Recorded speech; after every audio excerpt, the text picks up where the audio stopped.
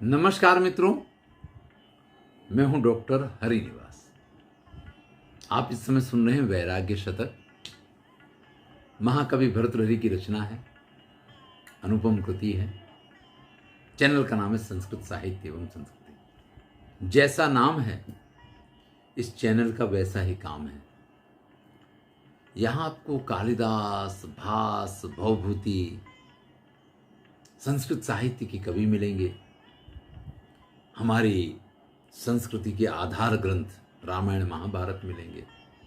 ज्ञान के लिए चाणक्य नीति है, विदुर नीति है, भर्तृहरि के नीति शतक, श्रृंगार शतक, वैराग्य शतक, ये तो आप सुन ही रहे हैं। इसके अलावा सांख्य दर्शन और बहुत सारी ऐसी चीजें हैं। आप एक पूरी लाइब्रेरी के अंदर हैं।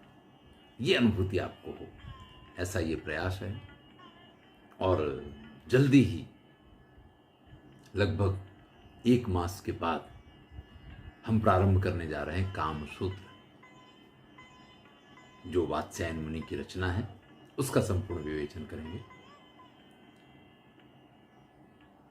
90 नंबर का श्लोक आ गया।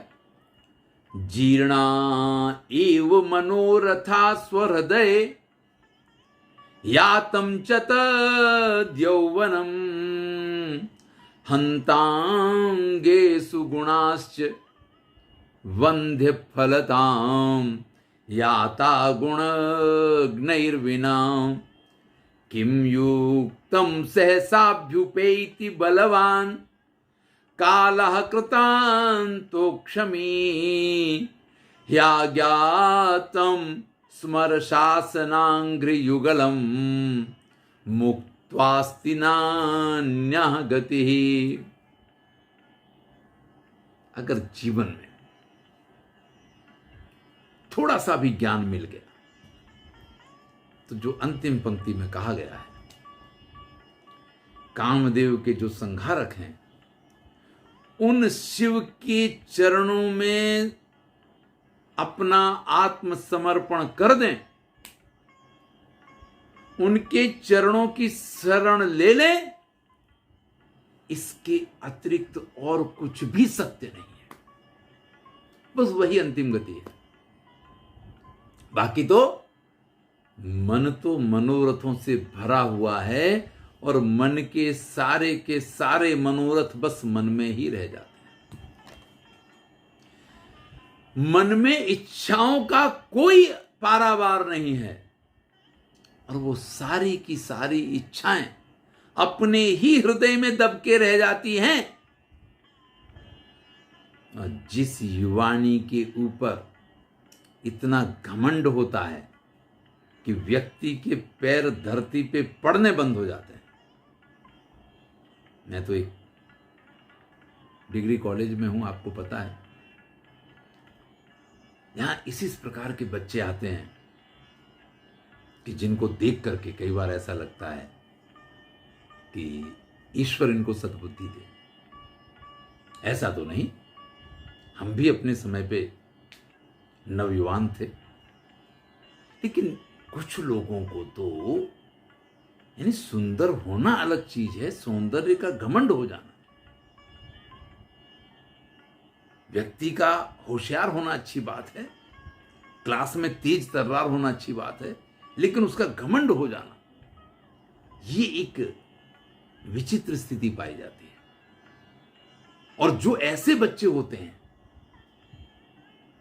वो कुछ समय तक तो बहुत अच्छा करते हैं, लेकिन कई बार ऐसे गलत मार्गों पे चले जाते हैं कि उनका जीवन जो श्रेष्ठता पे पहुंचना चाहिए था वो नहीं पहुंच पाता है। मैंने हर तरीके से, यानी सौंदर्य का हस्त्र, हमारा कॉलेज अपने वेट लिफ्टर्स और इस प्रकार की स्पर्धाओं के लिए जाना जाता है, तो शारीरिक सौष्ठव वाले नवयुवान भी वहां, पढ़ने में जो बड़े होशियार हों उनका भी। अरे भाई, जिनको देख करके हमने ये सोचा कि ये तो आगे चल के हमारी तरह अच्छा प्रोफेसर हो सकता है, बहुत बढ़िया ब्रिलियंट विद्यार्थी है, और वो विद्यार्थी एक सामान्य नौकरी करके बैठ जाए और सारा जीवन सिर्फ वही करता रह जाए, तो बड़ा दुख होता है मन को। कितनी भी कोशिश कर लें, लेकिन उनको बात समझ में नहीं आती। मनोरथ सारे मन के मन में रह गए, और जिस युवानी में हम इतराया करते थे, वो युवानी भी कहां चली गई पता ही नहीं चला। अरे भैया, हम तो बड़े गुणवान थे, हम बड़े सौंदर्यवान थे, हम बड़े बुद्धिमान थे, लेकिन किसी को हमारी कदर ही नहीं थी। किसी को हमारे गुणों का कभी भी ज्ञान ही नहीं मैं करा पाया, और मेरे सारे गुण भी बेकार हो गए। सारी जिंदगी लोग यही गाना गाते रहते हैं, अरे मुझे तो कोई समझते ही नहीं है, मेरी बात तो किसी की समझ में नहीं आती, मैं ये करना चाहता था, मुझे ये करना पड़ा। क्योंकि हमारे जो गुण हैं उनका कोई ग्राहक ही नहीं है, उनको कोई समझने वाला ही नहीं है, तो हमारे गुण भी सारे व्यर्थ चले गए। और ये काल जो है ना, ये बड़ा बलवान है। ये जब आता है, मैंने पहले भी एक वीडियो में कहा कि वो आके डोरबेल बजा के खड़ा नहीं रहता है कि दरवाजा खोलो, थोड़ा हमें चाय पानी पिलाओ, कुछ नहीं। वो तो आता है तो आप जब जहां जैसे जिस स्थिति में है उसी स्थिति में उठा के चल देता है। तो ये जो अत्यंत बलवान काल है, सहसाम अभ्युपेति, वो कभी भी अचानक से आके पहुंच जाता है। और भैया, जब किसी को इस प्रकार से अचानक जाते हुए देखते हैं ना, और कहीं आप श्मशान तक उसके साथ चले जाएं, तो श्मशान में बड़ा अच्छा वैराग्य उत्पन्न होता है। इसको श्मशान वैराग्य ही कहा जाता है। वो वहीं तक होता है, वहां जाकर के बड़ा ये सत्य महसूस होता है कि भैया, एक दिन ये स्थिति तो मेरी भी होने वाली है, तो फिर सबके लिए क्या रोना, सबके लिए क्या सिरदर्दियां करनी। चलो आज से तो भगवान का भजन करेंगे।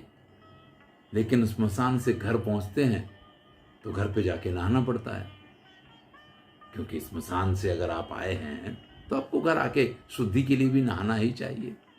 बस वो व्यक्ति ने स्नान किया नहीं कि वो सारा वैराग्य उस पानी के साथ धुल के चला जाता है, और फिर वो उसी संसार के चक्र में, अच्छा कल ये करना है और आज ये किया था, ये ठीक नहीं हुआ और ये अच्छा हो गया, अरे वाह इसमें तो मजा आ गई, लेकिन ये तो यार बड़ा गड़बड़ हो गई। बस उसी गोल गोल दुनिया में फिर गोल गोल घूमने लग जाता है।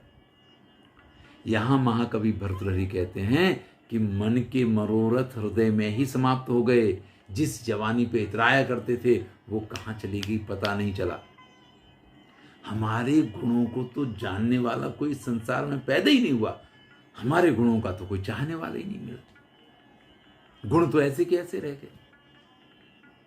और जब अचानक वो मृत्यु सिर पे आ जाती है ना, तब तो टाइम ही नहीं मिलता है, वो तो टाइम देती नहीं है। और जब मृत्यु टाइम नहीं देती है, तब एक ही बात याद आती है, उन भोलेनाथ के चरणों में, उनकी शरण में चले जाएं, उन्हीं के भक्ति में वो शक्ति है कि जिसमें मेरा कल्याण है। इसके अतिरिक्त और कोई गति मेरे लिए नहीं है। भैया ये बिल्कुल सत्य है। इस संसार के सारे सुख, सारी समृद्धियां, सारे आनंद, आपके सारे प्रयत्न एक तरफ रख दीजिए और एक तरफ ईश्वर की भक्ति को ले लीजिए। जिस दिन आप भक्ति में डूब गए ना, उस दिन ये सब कुछ बेकार लगेगा और इस सब को लेकर के दौड़ते रहेंगे, लेकिन फिर भी उस आनंद को प्राप्त नहीं कर सकते हैं जो भक्ति से प्राप्त होता है। धन्यवाद। मैं हूं डॉक्टर हरिनिवास और आप सुन रहे हैं वैराग्य शतक। अगर आपने चैनल को सब्सक्राइब नहीं किया है तो जल्दी से सब्सक्राइब कर लीजिए और मित्रों के साथ शेयर कीजिए। धन्यवाद।